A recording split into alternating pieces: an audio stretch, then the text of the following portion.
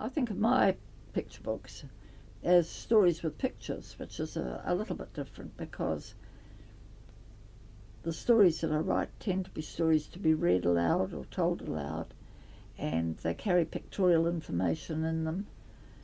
Of course, there's been some wonderful illustrators.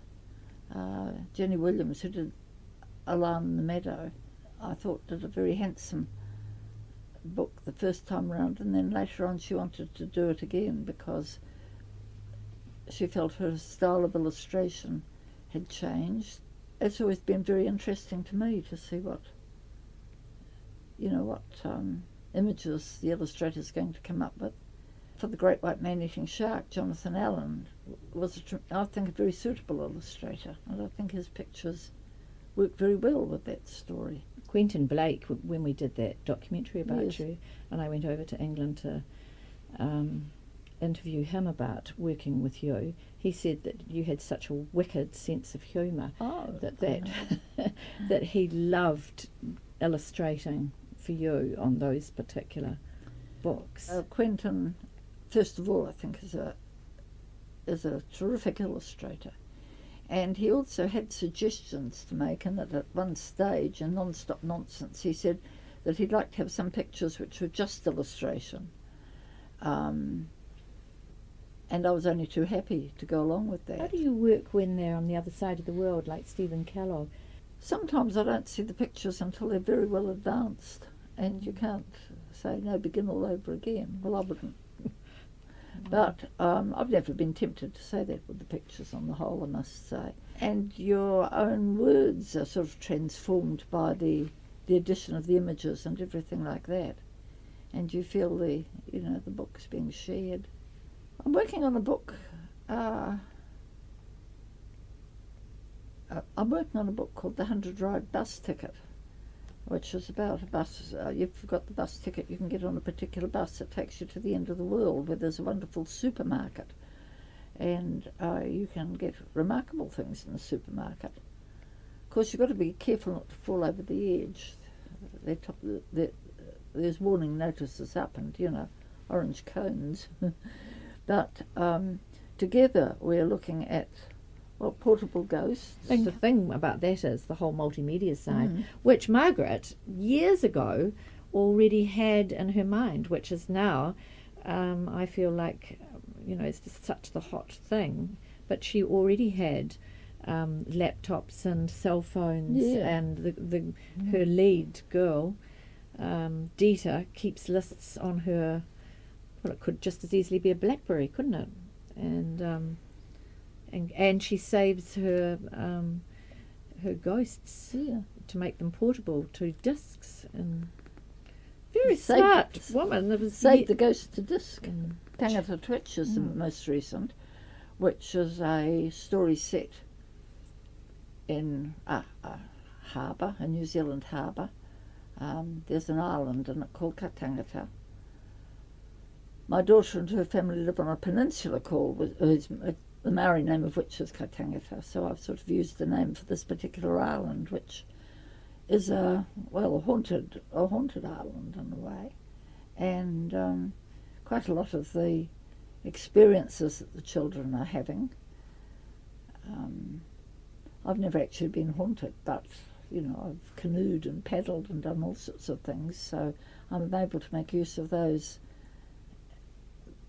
particular experiences to give a bit of richness, I hope, to the book. I don't have a great knowledge of, Maori culture or anything like that, just a very general one.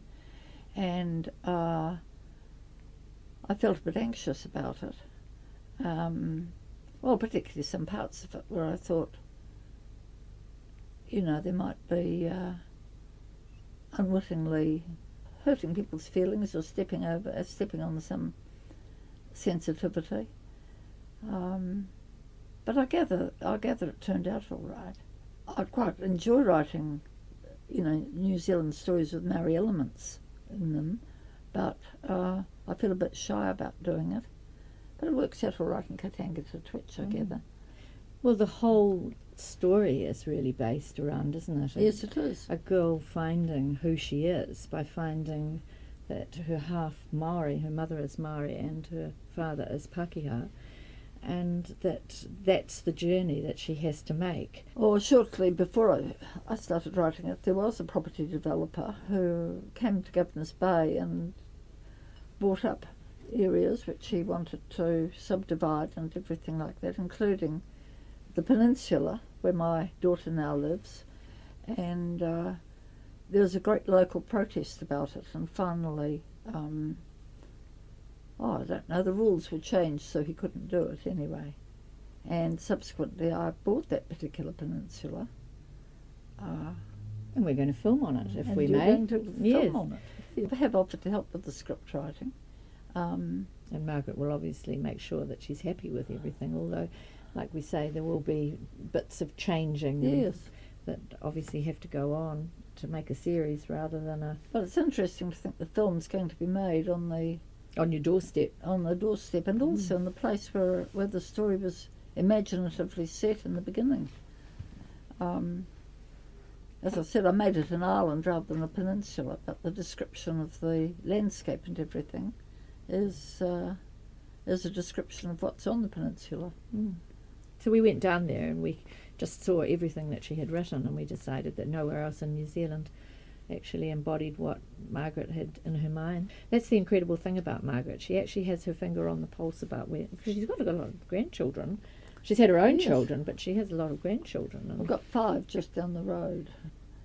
You can try them out as listeners, and of course you hear bits of conversation and see things going on that I'm only too ready to exploit. I've just got so many favourite authors. I think there's some wonderful writers around, and of course one of the things I think is that writing is regarded as actively creative and reading is regarded as, passive, but I think reading is actively creative too, and I speak with authority on this because I feel that I'm made made the sort of person I am by what I've read and everything like that, and the ideas that have come in at times and been received enthusiastically somewhere inside my head. And of course, every now and then when you're reading, you find some statement and you think, gosh, that's well said. It's something that you've vaguely thought or vaguely known, and seeing a good writer put it into words gives you power over it because you can use their words.